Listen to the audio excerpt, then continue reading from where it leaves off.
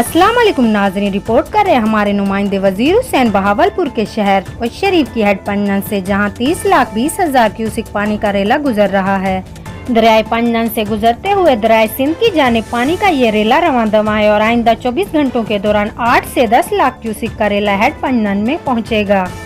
मोहतरमा मरियम नवाज की हिदायत पर एक्सियन SDPO AC चीफ साहिबान और हंगामी हालात से निपटने के लिए तमाम अमला हेड पंजन पर मौजूद है। मोहतरमा मरियम नवाज की हिदायत पर जिलाई हुकूमत की जानिब से दरियाई हदूद में मौजूद और इसके इर्द गिर्द इलाकों को खाली करा लिया गया है और लोगों को महफूज मकामत पर मुंतकिल किया जा रहा है। हुकूमत की जानिब से स्कूलों में फ्लड रिलीफ कैंप भी लगा दिया गया है। रिलीफ कैंप में खाने पीने की अशिया, मेडिसिन, जानवरों का चारा और लोकल गवर्नमेंट का अमला भी मौजूद है।